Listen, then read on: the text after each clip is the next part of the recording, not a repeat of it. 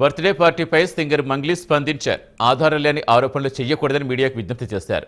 పార్టీలో మద్యం వినియోగం, డీజే ఏర్పాటుకు అనుమతి తీసుకోవాలనే విషయం కూడా తనకు అవగాహన లేదని తెలిపారు.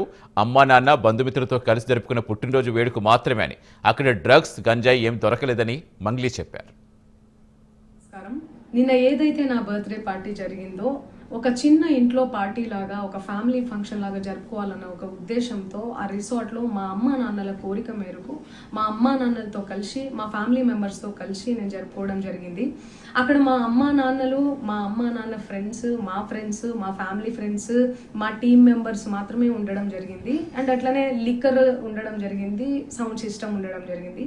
సో సౌండ్ సిస్టమ్కి, లిక్కర్కి పర్మిషన్ తీసుకోవాలని చెప్పి నాకు అస్సలు అవగాహన లేదు, ఐడియా కూడా లేదు. అది అనుకోకుండా సడన్గా ప్లాన్ చేసుకొని వెళ్ళిపోవడం జరిగింది అక్కడ. సో అందుకు నాకు అవగాహన లేదు, లేకుంటే నేను డెఫినెట్లీ నేను తీసుకునేదాన్ని. నాకు అసలు గైడెన్సీయే లేదు.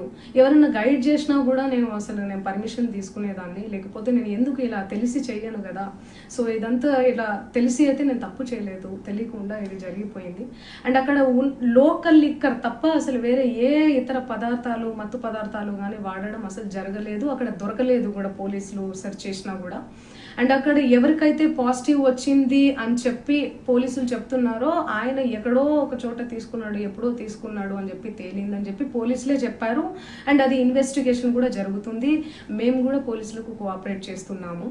అండ్ నేను ఎందుకు ఇలా చేస్తాను, అసలు నాకు తెలిసి ఎందుకు చేస్తాను, మా అమ్మా నాన్నలతో దట్టు, మా అమ్మా నాన్నలు పెట్టుకొని ఇలాంటివి నేను ఎంకరేజ్ చేస్తానా, ఇలాంటివి చెప్పండి. అండ్ ఒక రోల్ మోడల్గా, ఒక ఇన్స్పిరేషనల్గా ఉండాలని అనుకుంటాను, కానీ నేను ఇలా ఎందుకు నేను చేస్తాను. సో ప్లీజ్ దయచేసి మీడియా మిత్రులకు నా విన్నపం ఏంటంటే, ఆధారాలు లేని అభియోగాలు నా మీద అస్సలు మోపద్దు ప్లీజ్.